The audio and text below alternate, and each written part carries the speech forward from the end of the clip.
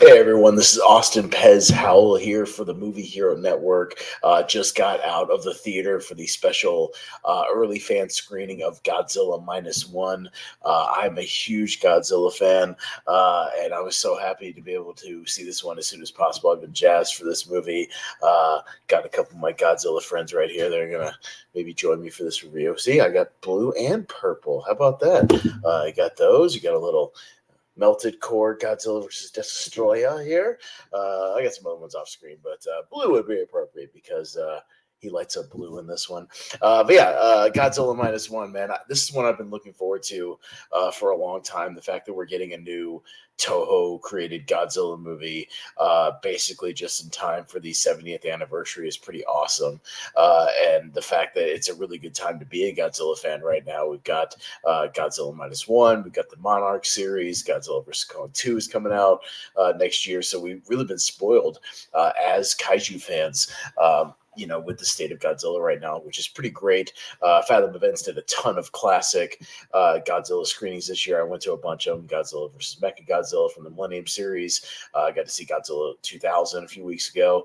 It's been a really, really great time. I'm hoping they put the original Gojira in theaters next year for the 70th anniversary. That would be the ultimate icing on the cake. But as far as this one goes here, I'll talk kind of non-spoilers for a little while, and then I'll get into a few spoilers, but I'll give you plenty of advance notice before I get into that. So, I'll kind of start out, with just some non-spoilers here and just kind of talk in general about sort of the story and some of the characters we follow. So, not non-spoilers here.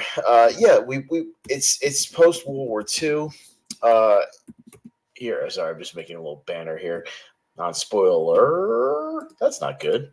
Let's cut one of those out. There we go. Non-spoiler. There you go. So this one kind of goes back to the roots of Godzilla a little bit. It's not like a total reboot of the series. I mean, it's kind of a restart a little bit in that this is the first time anybody in this movie is encountering Godzilla. So it's a little bit of a reboot. Toho's done that a whole bunch of times, so that's no surprise. But I do like the fact that this movie is set in post-World War II, really just about a year or two after the devastation. And, it's one of those interesting movies, kind of like Letters from Iwo Jima, where you get to see a little bit of what it was like on the other side, on the Japanese side, and what they're dealing with. We follow our main character. His name is Shishima, I believe, but I'm just going to call him the pilot because everybody in this movie kind of has a nickname, as I'll get into in just a second. But our guy that we follow was as a kamikaze pilot who kind of abandoned his post, so to speak, and didn't go through with his kamikaze duties, and is feeling throughout the movie like he sort of didn't fulfill his duty to his country, and some people he believes died because there's themes of death and kind of living on, for other generations and things of that nature. This movie kicks into high gear pretty quickly. There's a Godzilla scene almost right off the bat. Again, I won't spoil exactly what happens, but there's some action pretty much within about 10 minutes of this movie to really kind of kick things off. And then we get to see a lot of war-torn Japan because of a lot of air raids and whatnot. There's a lot of these different cities and towns that have been pretty devastated. We just hear a lot of stories about people just pretty much being incinerated. A lot of our main characters don't have any family left over. They're kind of by themselves. He meets a girl who's also kind of now sort of orphaned, a girl around his age. And then there's a baby that's doesn't have any parents that has been kind of abandoned in this town square. So they end up becoming sort of a family unit, not necessarily a relationship per se, but just kind of sticking together to support each other in the rebuilding process. And we follow them pretty much throughout the whole movie. And what makes this movie stand out from a good chunk of Godzilla movies is sometimes, there are very interesting stories in Godzilla movies as far as on the human side, but there are definitely some where the human, stories are kind of just filler, just in between the Godzilla scenes. But this is one you really get invested in. You get invested in these characters and their plights and what they're going through, especially this pilot character. He's got a little bit of PTSD going on, or they called it shell shock back then. Again, he's dealing with these feelings of life and death, and that he, shouldn't be alive right now, and should he, he's thinks he's having these dreams, he's being haunted by the people he kind of let down. And so yeah, you get really involved in this actual character story and what's going on with him and what he's up to, and it's really fulfilling, and it's a great story of this whole family unit, to where you almost get more invested in that than the Godzilla story. Not to say the Godzilla scenes themselves aren't great, but it's really refreshing in one of these movies to really be invested in what's going on with the people as well as just the Godzilla mayhem. And don't get me wrong, we get some great Godzilla mayhem. Again, I won't go into too much details for a few minutes, but there's a amazing chase sequence with him and these other guys that. The other kind of main characters we follow is his crew.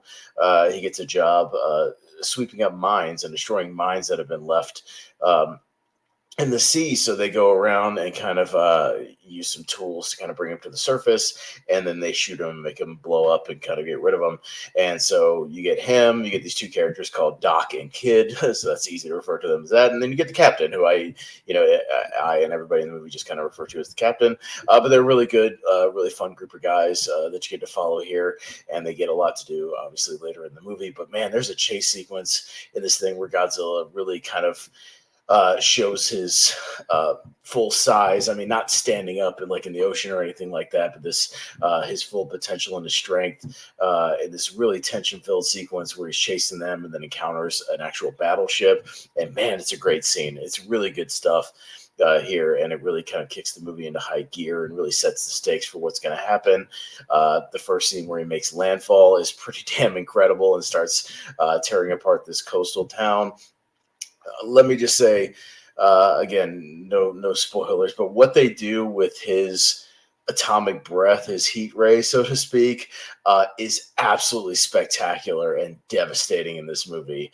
And when you see it, it's going to knock your socks off. And I've never seen them use it the way they use it in this movie, to that effect, to where it really impacts you. And just there's several kind of holy shit moments in this movie, and the first time he uses it is truly one of them. So yeah, that sequence is great.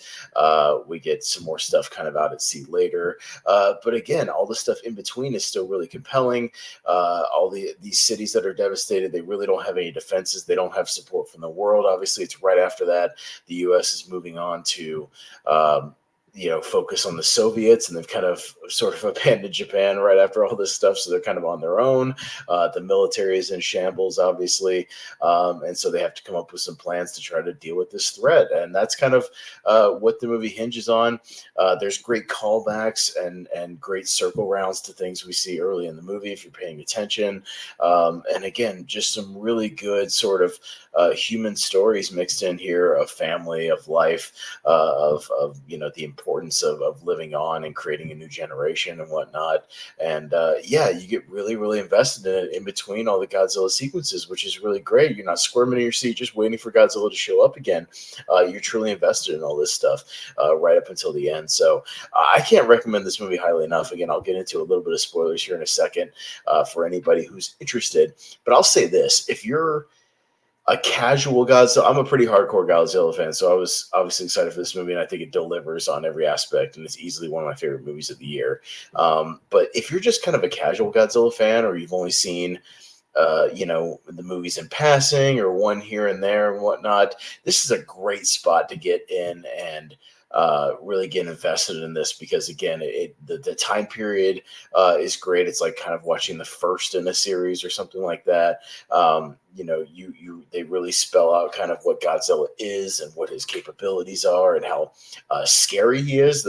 He's scary in this movie, not in like he's a jump scare kind of thing, or he's scary just the way he looks, but the devastation that he can cause and the people's reaction to it are what make it scary and what make it, a fearful, something to fear essentially in this movie, more so than just, trampling a couple of buildings and going away. Like the impact that he leaves every time he shows up is devastating, and they really deal with that in this movie. Shin Godzilla did a good job of kind of dealing with that as well. But yeah, the way it's done here, where the cities are are already kind of, still rebuilding and still in shambles, and he just wrecks it all over again. It's heartbreaking, man, for some of these characters and what happens. And again, the twists and turns that this movie takes. So I can't recommend this movie enough.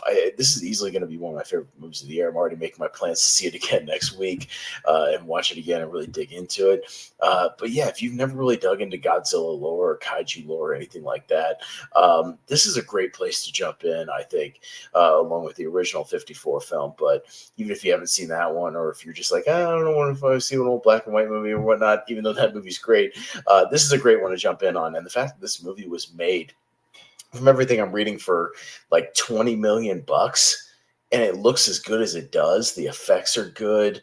Again, the shots are incredible. The cinematography is great. The acting is great. The writing is great. All the action sequences are great. For what they made is next to nothing. This movie's already made money overseas in Japan, so everything they make here is again icing on the cake.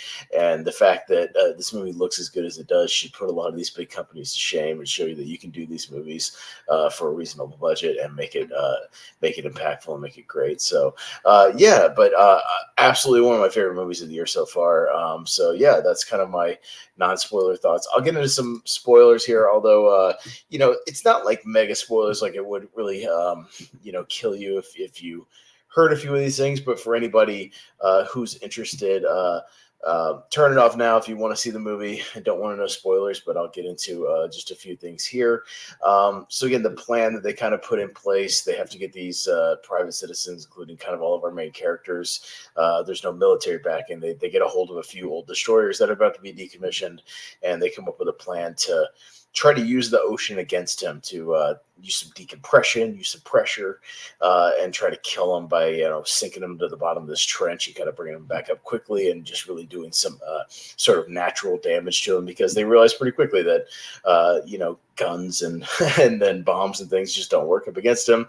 He can regenerate, he can heal, and yeah, so they're kind of at their wits' end. But our main character Doc kind of comes up with this plan. It's really cool to see it in action. Again, what they do, how everybody kind of bands together to really rise up against this threat. And yeah, and our main character, you think he's going to go on kind of finally fulfill his sort of kamikaze mission, but he gets convinced to live, and there's a mechanic character that circles back around from the beginning of the movie that helps him realize that he needs to live, especially for this adopted kid that's at least 2 or 3 years old, something like that, since the beginning of the movie. So yeah, again, great payoffs to what actually happens.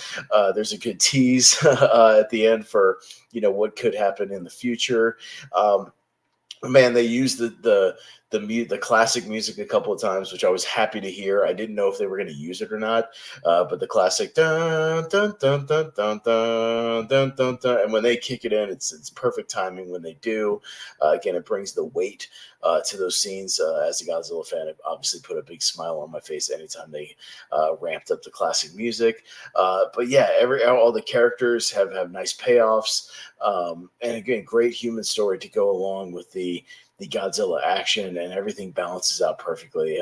Perfectly balanced, as everything should be, as Thanos once said. So yeah, I mean, really, really, really good stuff. Again, I'm going to put that off, but yeah, I mean, I was thinking about this all the way home, and it might cement it on a final viewing. But again, as a Godzilla fan, it was everything I wanted this movie to be. And I think even as a casual moviegoer, I think if people go see this, even not as a big Godzilla fan, you're going to get a hell of a lot of enjoyment out of this. But as a Godzilla fan, as one of my most anticipated events of the year, man, this is one of my favorites of the year. 10 out of 10, baby. I can't find a whole lot of flaws with it. Maybe I'll find 1 or 2 flaws here and there on my second viewing, but for now, I'm riding this high, and I'm ready to declare it definitely one of my favorites of the year so far. And I'll for sure, I'm going to go back, maybe even tomorrow. I don't know. We'll see if I have time tomorrow, but definitely next week to go cement that and see what it is. But this movie is absolutely worth your time if you're looking for a great movie to see. I know there's not a lot of choices out in theaters right now, but give it a shot. Even if you're not a big kaiju guy, I think you're going to find yourself pleasantly surprised, really entertained, and really enraptured with a really well-written and well-acted story of just kind of post-war Japan and these threats that they're dealing with. So, well worth your time. Please go to the theater and support this. I would love to see more great foreign films like this, and this is certainly one of them. So, but I'll wrap it up there for now. Godzilla Minus One getting a giant thumbs up from this Godzilla fan, and I encourage all of you out there to go and check it out, please. So, I'll wrap it up. This is Austin Pez Howell for the Movie Hero Network for my review of Godzilla Minus One, and I will see you next time.